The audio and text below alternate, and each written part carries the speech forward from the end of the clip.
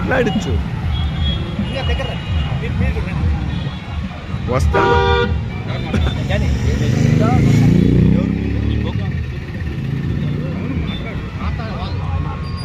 ఎవరు చెప్పు. నేను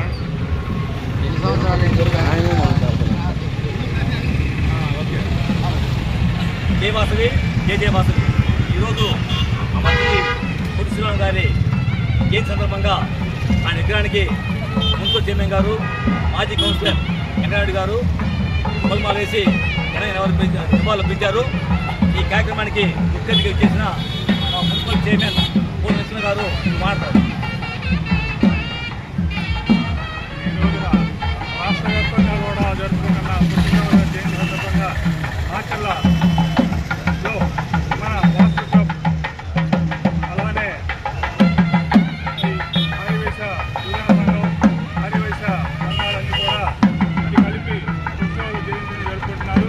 ఆయన చేసిన త్యాగాలే ఈ రోజున మనకి ఈ రాష్ట్రం ఇలా ఉండడానికి కారణం కూడా వారి అడుగుజాడల్లోనే మనం కూడా నడుస్తూ వారి పేరును కీర్తిని బాగా తీసుకురావాలని చెప్పేసి ఈ సందర్భంగా కోరుకుంటూ మరి పొట్టి శ్రీరాములు గారి పుట్టినరోజుని 57 రోజులు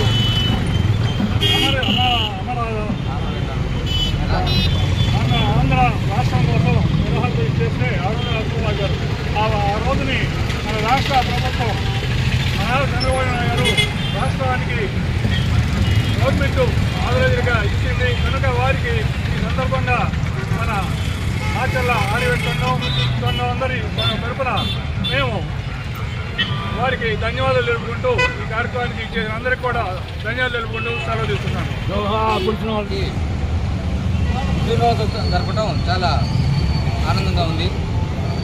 ఇలాంటి పుట్టినరోజులు ఎన్నో జరుపుకోవాలని కోరుకుంటూ మరియు ఈ ఆంధ్ర అవతరణ కోసం కృషి చేసేయాన్ని ఈ ఆంధ్ర ప్రజలు ఉన్నంతకాలం ఆయన్ని స్మరించుకుంటూ ఉంటారని ఆశిస్తూ మరియు ఆయన ఎంతో నిఘంటుగా దీక్షతోటి 57 రోజులు చేసి అసూలు పాసిన దానికి ఈ ఫలితం దక్కింది. కాబట్టి ఇంకా ఇప్పుడు అనేక రకాలైన మతాలు రచ్చొరెళ్ళి వెనకాల ఎవరెవరో ఉండి వాళ్ళని పెంచి పోషిస్తున్నారు.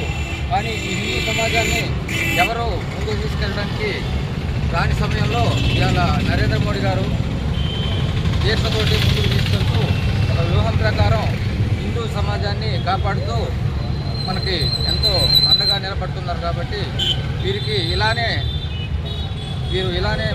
ముందుకు నడుస్తూ మన హిందూ మతాన్ని, మన హిందూ కులాన్ని కాపాడుకుంటూ మనకి అండగా నిలవాలని కోరుకుంటూ ఈ అవకాశం ఇచ్చిన ఆర్యవైశ్య సంఘం సభ్యులు పొట్టి శ్రీరాములు గారు ఈ సందర్భంగా కలిసినందుకు ఎంతో ఆనందిస్తూ అలాగే ఆర్యవైశ్య సంఘం తరఫున ఇక్కడికి విచ్చేసిన పుర ప్రముఖులైనటువంటి మన మాచర్ల మున్సిపల్ చైర్మన్ అయినటువంటి కోలూరు నరసింహరావు గారికి, అలాగే వెంకటరెడ్డి గారికి, అలాగే వాసవి క్లబ్ మిత్రులందరికీ కూడా పొట్టి శ్రీరాములు సందర్భంగా జయంతి సందర్భంగా శుభాభినందనలు తెలియజేసుకుంటూ మనం పొట్టి శ్రీరాముల గురించి తెలుసుకోవాల్సిన బాధ్యత మనందరిలో ఎంతో ఉంది.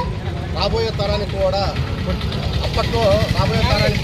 శ్రీరాముల గురించి తెలియాల్సిన బాధ్యత ప్రతి ఒక్కరిలో ఉండాలని అప్పట్లో పొట్టి శ్రీరాములు పుస్తకాలని పొట్టి శ్రీరాముల యొక్క ఏదైతే ఉందో కథనం ఉందో అప్పట్లో బుక్కుల్లో ప్రచురించడం జరిగింది. ప్రస్తుత పరిస్థితుల్లో అది లేవని మేము అనుకుంటున్నాము. వాటిని కూడా ప్రతి ఒక్క స్టూడెంట్కి తెలియాలని అతను చేసిన ఏదైతే ఉప్పు సత్యాగ్రహం కావచ్చు, అలాగే మన ఆంధ్ర రాష్ట్రం కోసం మద్రాసు నుంచి ఆంధ్రాని డివైడ్ త్యాగాలు మనందరికీ ప్రతిఫలాలుగా మనందరం ఈరోజు ఇంత హ్యాపీగా ఉండడానికి కారణం అవుతుందని